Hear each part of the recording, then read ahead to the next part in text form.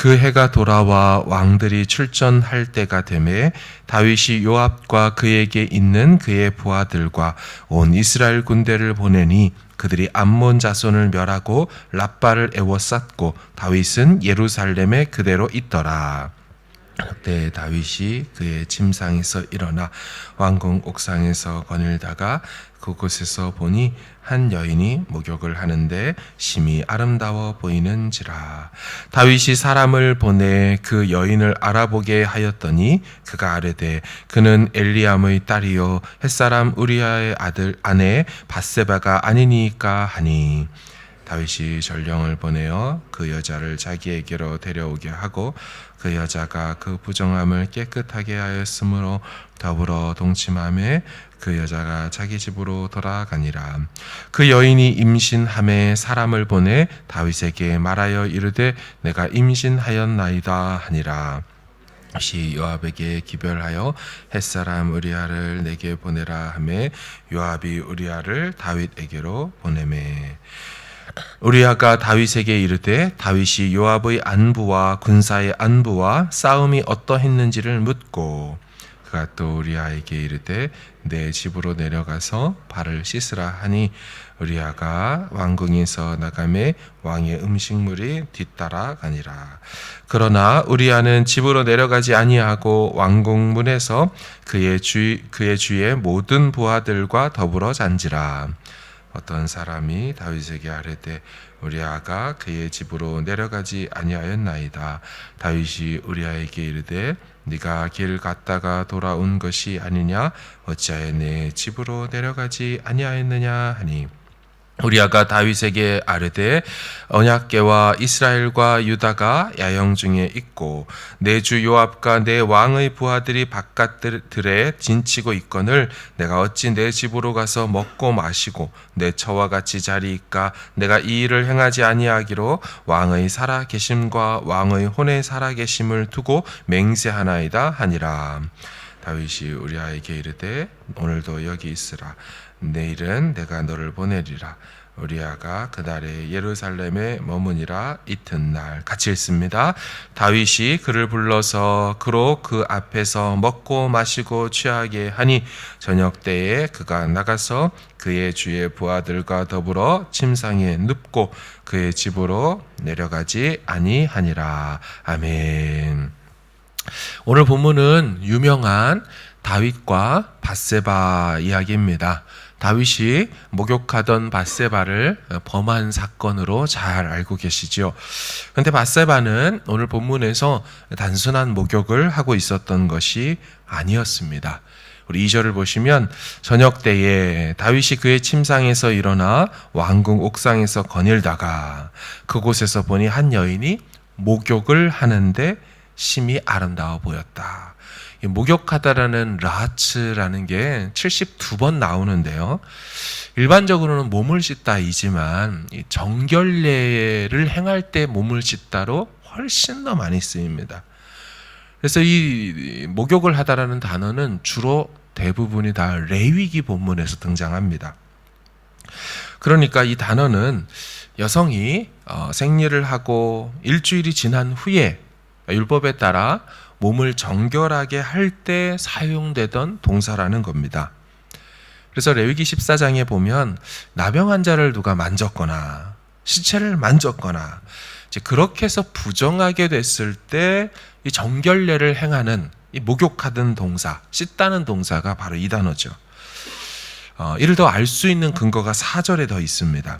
4절을 보시면 다윗이 전령을 보내어 그 여자를 자기에게로 데려오게 하고 그 여자가 그 부정함을 깨끗하게 하였으므로, 그렇죠? 그냥 단순히 더러워진 몸을 씻었다는 뜻이 아니에요. 정결례를 행하여 깨끗해졌다. 그래서 부정함이 해결됐다 이 말을 하는 거죠. 그러므로 지금 다윗의 이 간음이라는 행동의 실체는 단순히 목욕하던 여자를 보고 음욕을 품은 게 아니라는 겁니다. 레위기 율법에 따라 정결례를 행하고 있는 여인을 보고 음욕을 품었다는 것에 대해서 그 심각성이 더하다는 것입니다. 자, 그리고 3절에 그 여인에 대한 조사한 결과를 듣고도 그녀를 데리고 와서 동침했다는 것도 심각하죠. 3절을 보시면 다윗이 사람을 보내 그 여인을 알아보게 하였더니 그가 아뢰되 그녀는 엘리암의 딸이고 햇사람 우리아의 아내 밧세바가 아니니까. 그녀에 대한 신상 정보를 얘기해 주죠. 엘리암의 딸입니다. 햇사람 우리아의 아내 밧세바입니다. 지금 어떤 상황이라고 말했습니까? 우리 본문의 1절을 보시면 암몬과의 전쟁 중에 있습니다.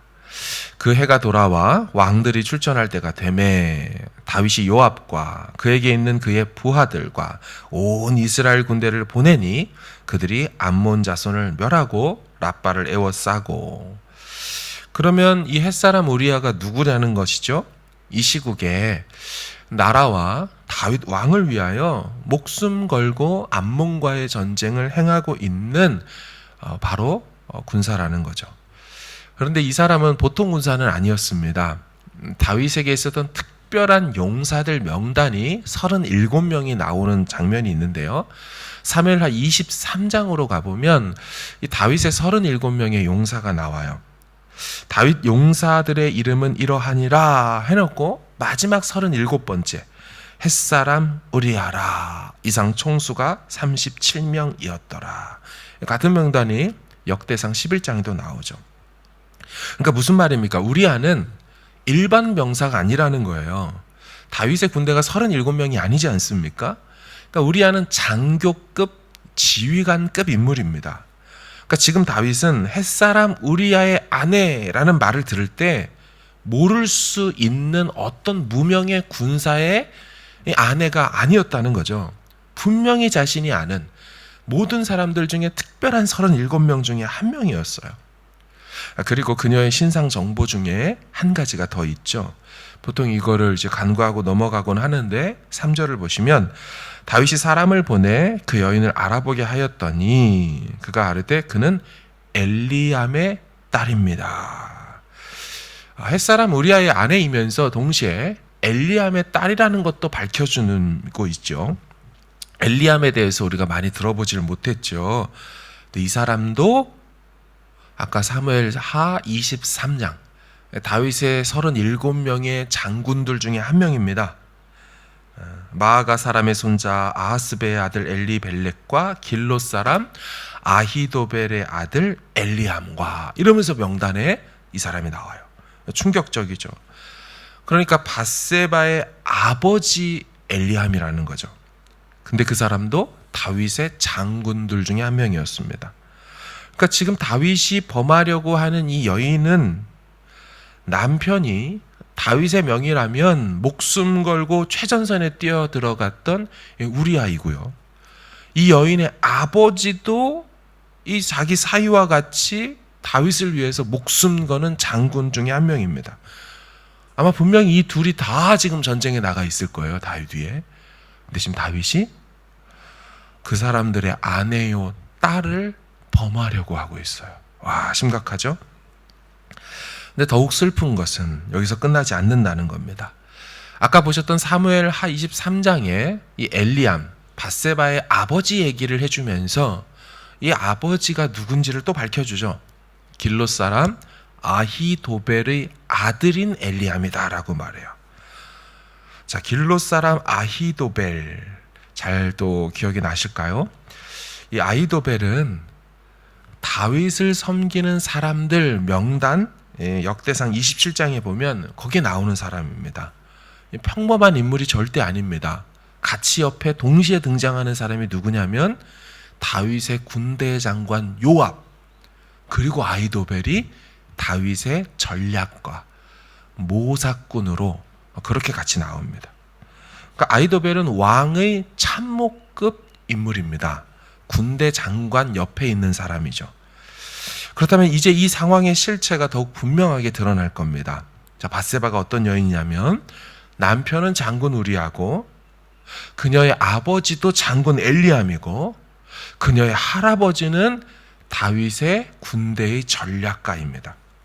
그러니까 대를 이어 다윗을 위해 그들의 지혜와 목숨을 바치는 가문의 딸이라는 거예요.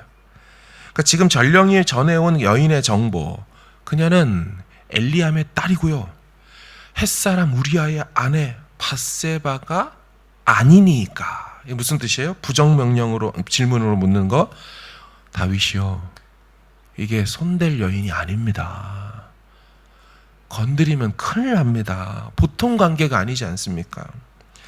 그리고 성경이 말하죠. 그 여인은 정결례를 행했다. 다윗이 그 여인을 범할 때는 율법에 순종한 정결한 상태였어요. 온전히 율법에 순종한 여인, 이름이 바트세바입니다. 이 바트는 딸이라는 뜻이고 세바, 맹세라는 뜻이에요. 맹약, 맹세의 딸입니다. 우리 부엘세바, 맹세의 우물. 그러니까 왜 딸의 이름을 맹세의 딸로 적겠습니까? 하나님과 왕에게 대대로 군인 집안으로서 충정을 맹세한 집안의 딸인 거예요. 그 손녀의 이름을 그렇게 전했어요. 그런데 다윗은 그 딸을 자신 정욕을 위해 범하게 됩니다. 지금 다윗의 상태가 짐작이 되십니까? 다윗이 얼마나 죄에 대해서 무뎌졌는지를 보여주는 장면이죠. 다윗이 어느 정도의 선을 넘었는지가 보이시죠? 희미하고 헷갈리는 선을 넘은 게 아닙니다. 2줄짜리 이 중앙 차선을 넘는 정도가 아니고요. 아예 오지 말라고 세워놨던 중앙 분리대를 들이받고 반대쪽 차선으로 넘어와 차가 전복되어지는 상황까지도 된 것이죠. 하나님이 그것을 다 지켜보고 계셨습니다. 그리고 하나님이 다윗을 심판하기 시작하시죠. 후에 다윗의 아들 압살롬이 다윗을 반역을 합니다. 근데 이때 이 일만 일어나는 게 아닙니다. 이 반역을 할 때는 항상 이 반역자에게 탁 달라붙는 자들이 다윗의 반대파들이 있지 않겠습니까? 사무엘하 15장을 가보면 이렇게 말해요. 어떤 사람이 다윗에게 알리되 압살롬과 함께 모반한 자들 가운데 아히도벨이 있나이다. 여러분, 압살롬이 반역을 할 때요, 다윗의 군대 장관 요압이 움직이질 않습니다. 다윗의 친구였던 후세도 넘어가지 않습니다. 부다야의 아들 여호야다, 아비아달 모두 다 넘어가지 않습니다. 딱 한 명만 넘어갑니다. 아히도벨이 넘어갑니다. 다윗의 최고의 전력가 모사꾼 밧세바의 할아버지가 압살롬에게 붙어버립니다. 그리고 했던 최초의 제안이 뭡니까? 아히도벨이 압살롬에게 이르되, 압살롬이요, 왕의 아버지의 여인들을 범하십시오. 후궁들과 왕궁 뜰에서 백주대낮에 동침하십시오. 그러면 아버지와의 사이가 더 멀어질 겁니다. 물론 반대편이니까 나쁜 소리를 하겠지만 그 내용이 뭐냐면, 당신 아버지의 여인들을 당신이 범해라. 왜 그래요? 다윗이 가정이 있는 자기 손녀를 건드렸어요. 여러분, 가만히 있을 할아버지가 계시겠습니까? 역시나 전략가와 모사꾼이죠. 하나님이 이 사람을 통해 그 소식을 듣게 됐을 때 다윗을 뼈저리게 심판하시죠. 아주 정신 차리도록. 사랑하는 여러분, 하나님은 무서울 정도로 정확하시더라고요. 다 보고 계시더라고요. 근데 여러분, 저는 이 말씀이, 다 보고 계시다는 그 말씀이 이 죄를 범하는 다윗 같은 인생들에게는 두려운 말씀이지만, 오히려 똑같은 그 하나님의 속성 다 보고 계시다는 그것이 하나님을 향하여 살아가는 사람에게는 소망으로 작용한다는 것입니다. 하나님이 다 보고 계시니 선을 행하되 낙심하지 말라는 것이죠.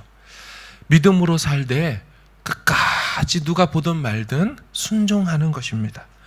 항상 기도하고 낭망하지 않는 삶을 하나님 앞에서는 살아가는 것이죠. 왜냐하면 하나님이 다 보고 계시기 때문이라는 겁니다. 비록 오늘 본문이 다윗을 지켜보고 계셨던 이 하나님의 심판, 그 인생을 향한 돌아오라는 채찍으로 작용한 것은 사실이지만, 반대로 의를 행하고 하나님 앞에 신실하게 믿음을 지켜나가는 무명의 그리스도인들에게는 이 다 보고 계시고 다 듣고 계시다는 이 하나님의 속성이 오히려 든든함과 오히려 소망을 갖게 하는 바로 그런 하나님의 속성이 될 줄로 믿습니다. 하나님 앞에 이 새벽에도 나오셨죠. 하나님 다 보고 계시는데 하나님 앞에 정직하게 행하는 저가 되게 하시고, 온전하지는 못할지라도 중심 하나만큼의 방향은 틀어지지 않도록 늘 하나님 앞에 살아가는 코람데오 신앙 되게 하여 달라고 그렇게 기도하고, 또 하나님 앞에 또 삶으로 승리하는 오늘 하루가 되길 주님의 이름으로 축원합니다.